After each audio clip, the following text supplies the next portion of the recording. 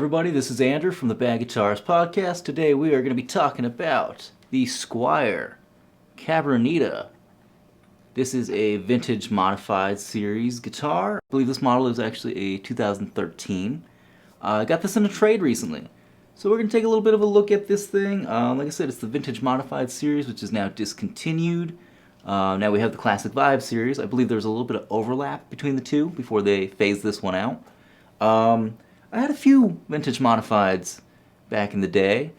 I believe, I could be wrong here, I believe they had a bass 6 in that series prior to the Classic Vibe. And I had that one. I believe I also had a Duo Sonic, or might have been a Mustang. Can't remember exactly. But I got this in a trade for my Boss GX10. If you follow the channel at all, you would know that I tried to jump into the world of modeling and processing, and it just wasn't for me. I didn't want to spend the big bucks on something like a Head Rush or a Helix or any kind of Line 6 product that does the modeling thing, or even in one of the big names, Kemper, the Fender Tone Master. I didn't want to take the risk, so I thought I'd start with something simple, a brand I trusted, which was Boss.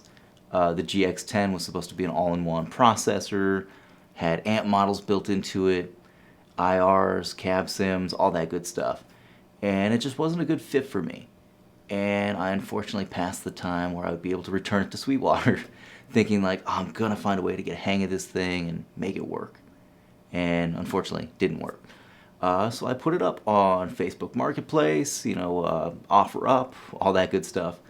And I got a hit on it. Somebody said, hey, you want to do a trade? So what do you got? As I have done countless times over the years. So this guy said, I got a couple Epiphones, I got 2 nice Squier Telecasters.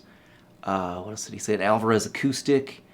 And then he offered me a couple different pedals, JHS 3 Series Chorus, which I already have and don't need another.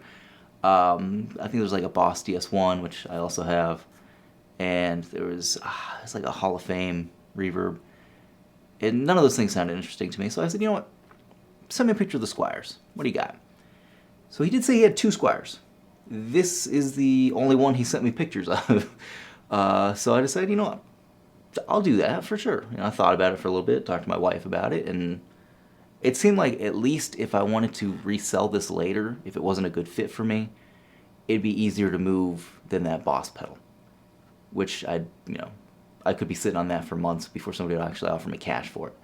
So let's take a look at it close up. Here's your headstocks. It's got the gold Squier headstock logo. Made in Indonesia, which I could have swore, I thought back in the day when I had a vintage modified guitar, or several, I thought they were made in China. So when I saw this one was made in Indonesia, I was like, okay, cool. And it looks like, based on the serial number, it was made in the Samick factory, not the more sought-after models seem to come from the Cortec factory. So, not a big deal either way. So in this thing, you got the body there. Hopefully I'm not getting too much glare. Those almost look like, Filtertron pickups that you'd see in a Gretsch. These are actually called Fidelitrons, and it is Fender's take on those. And I don't know if there's a difference between the Squier and the Fender ones. I assume there is, just like their wide range pickups are different between the Squiers and Fenders. They sound just fine to me. They sound like a good, they sound like a Filtertron to me. Well, we're going to take off the reverb and delay. Just give you a clean tone here. So let's go neck pickup. Oops.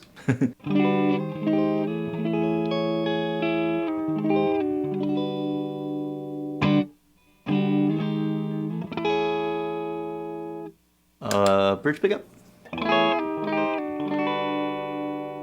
So super bright on that bridge pickup. And the middle.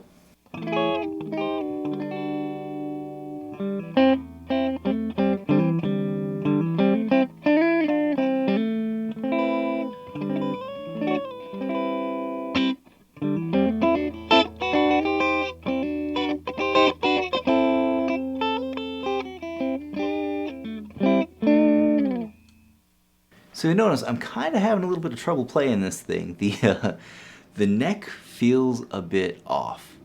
I know the intonation is way off.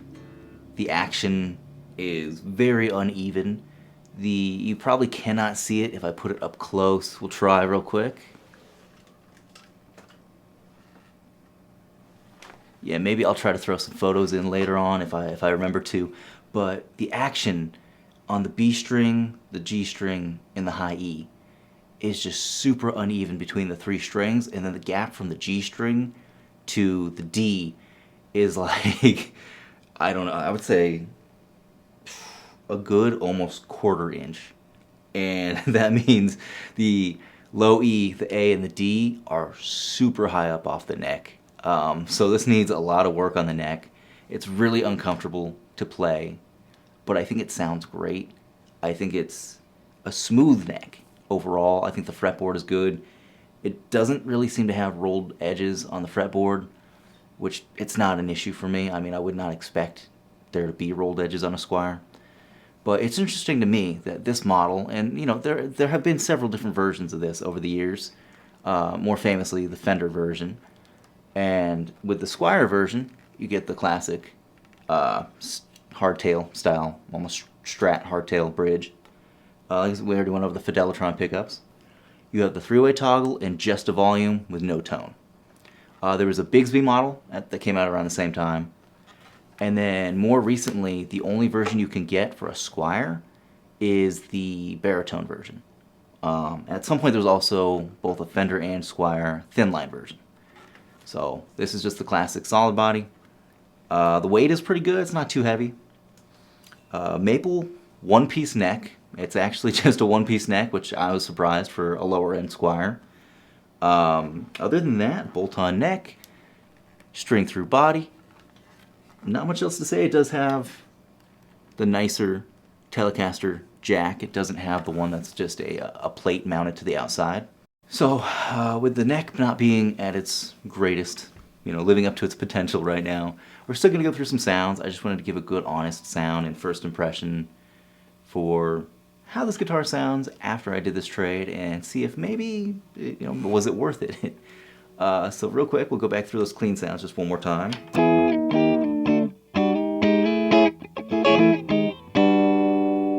So that was your middle position. That is the bridge and the neck.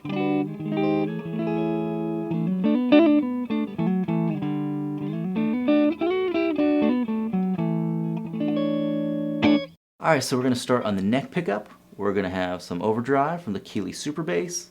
Might as well throw a little bit of reverb on there too, a little spring reverb from the Keeley Caverns.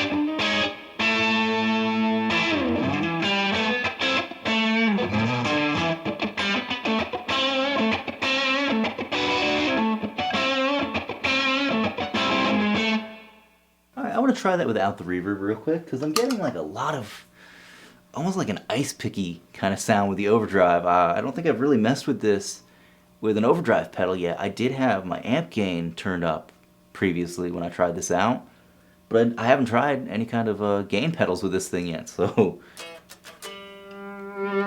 this is just with the overdrive.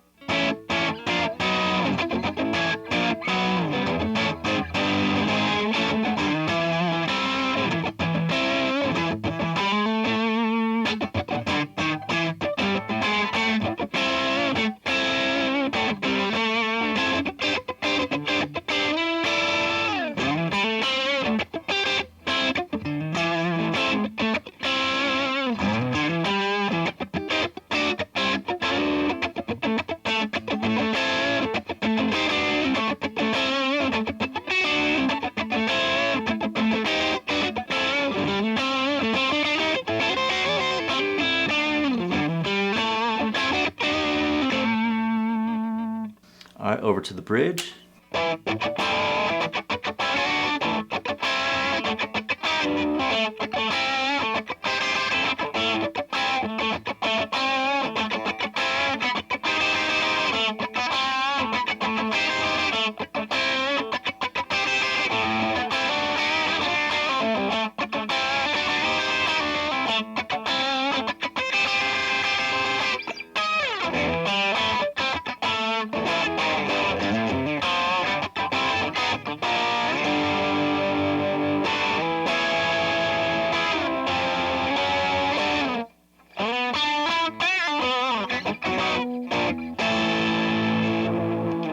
So I'm not going to jump over to the middle position just yet, because I noticed just a few minutes into this video we are already severely out of tune.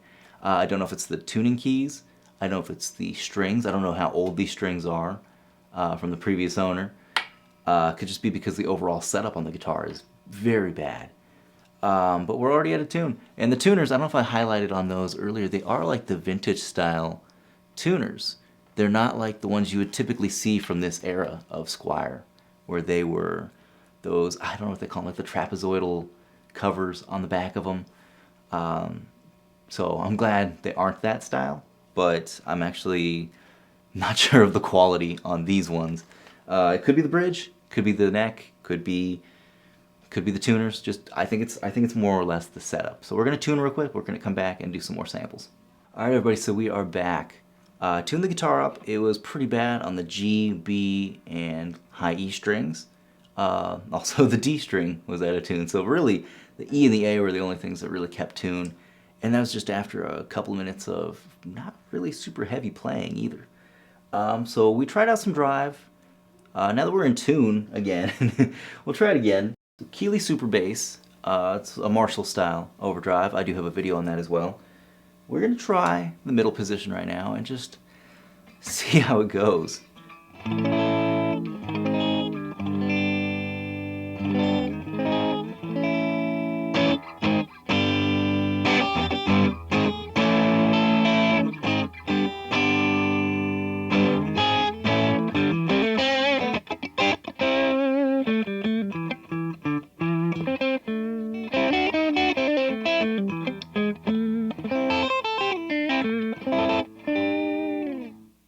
Alright, so I'll say right there, I just tuned this guitar. And the intonation is so bad that by the time I start playing anything above the 3rd to 5th fret, anything above there, well, even in that region, the chords just sound out of tune. But all the open strings are in tune. So it's kind of a mystery. I hope it's not as serious as the neck being twisted. I haven't done any adjustments, any tests on how anything is set up yet. I have a feeling this might be more than just a basic setup, but I'm going to hope for the best once I get to that point. We'll do a follow-up video on it. So with gain, I really don't like the sound of these pickups with a nice heavy overdrive.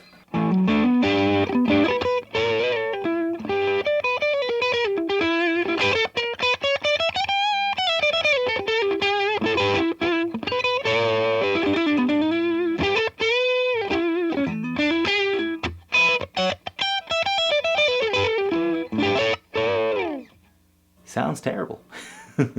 We'll go back to the bridge pickup.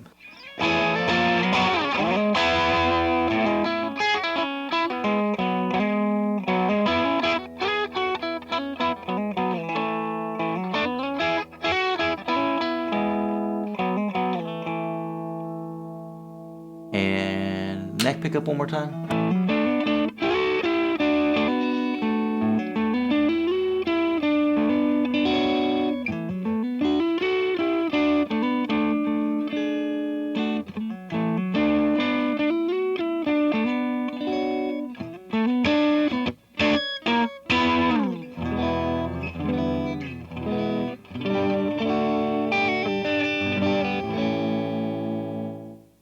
Already out of tune again.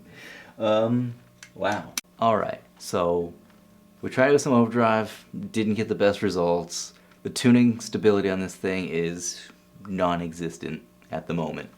So, I don't know. I think it's kind of funny. With a clean sound, it sounds amazing.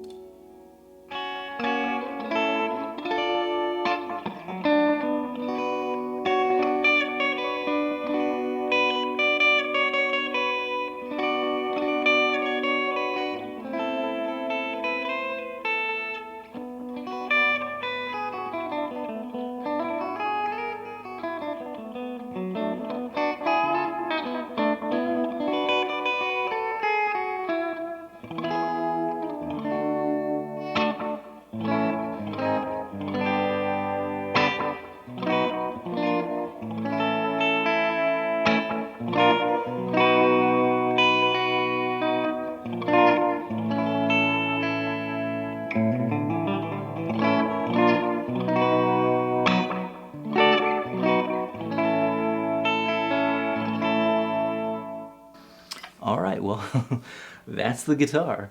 When I got this, I cleaned it all up now, but the entire front and back of the body had like this dried residue that I could tell were from some stickers and decals he had put on here, the previous owner had put on here, and tried to take them off before he had planned to trade or sell it, and probably just wiped it down with a damp rag and smeared the adhesive rather than taking it off. I was able to get it off with rubbing alcohol, but I could tell that this wasn't like somebody's main playing guitar. This is one that he had laying around probably for years. And you know, it's like I said, the action is so messed up. The intonation, non-existent past the 3rd fret. Tuning instability, I can't really account for as being the tuning keys or the bridge. It's probably just the overall setup on this thing. So I will work on it sometime probably this week, maybe tomorrow, follow up in a week or 2 on this thing with another video. I'm hoping I can use it in my pedal demos. Unfortunately, as is, it's kind of unplayable. It's funny that it sounded just fine playing lightly with a clean sound, some reverb, some delay, but when I kick on the overdrive, I don't know if it's the pickups or maybe it's just not the right suited overdrive for this guitar. And it's the setup as well. But there's like no sustain on this guitar whatsoever. Notes die out pretty much right away. Chords don't ring out very well. I still think this was a good trade. It's just in poor condition as of right now. And I love the way this thing looks. I think it's incredible. I don't like black finishes on guitars, typically, but I think it fits well with the maple neck, maple fretboard, the white pickguard, the cool pickups. And I'm a big fan of Filtertron style pickups. I do have an actual Filtertron, a vintage Filtertron, in my Fender Jaguar in the neck position, and it does sound quite similar to this, but it takes drive pedals and fuzzes really well compared to this. So like I said, I can't account for what exactly is wrong with this guitar. I can nitpick every little thing, but it's just the setup is bad. So I think once I get in here, change the strings, do my usual, neck work, set up the bridge, intonation, I think it'll be fine. But for now, not great. Compared to like a classic Vibe, I don't think it's nearly as good as far as build quality, but Squier has really stepped things up in the 12 years since this was, released. If Classic Vibe did come out with a newer version of this, I think I would be interested in checking it out and comparing it. But, I don't know, I think it's a cool little knock-around guitar. I'm not worried about this one getting damaged or, my son coming in and messing around with it. But we'll do a follow-up, see how it turns out overall once I get it set up. So, thanks for checking out the video. Wish it could have been a little bit better for you guys. Let us know in the comments if you've played one of these, what your thoughts are on it. What do you think about the Vintage Modified series from Squier? I had mixed feelings about this series when it first came out. At the time, I was playing in bands, and I was more of a, Squier suck kind of guy. And it was kind of my first re-entry back into like, maybe Squiers don't completely suck. And then by the time Classic Vibe came out, I was sold on Squier all over again. So yeah, in the comments, just let us know your thoughts on this thing. Obviously, this was a horrible sound example for this thing. So, I got nothing else to say. If you like the video, please like and subscribe, all that good stuff. Check out our weekly show on the channel, the Bad Guitarist Podcast. Find us wherever you get your podcasts. And we're going to do a giveaway at 1,000 subscribers. Who knows, maybe it'll be this thing. But probably not. I'll probably give something better than this. Other than that, hey, we'll catch you next time. Have a good night.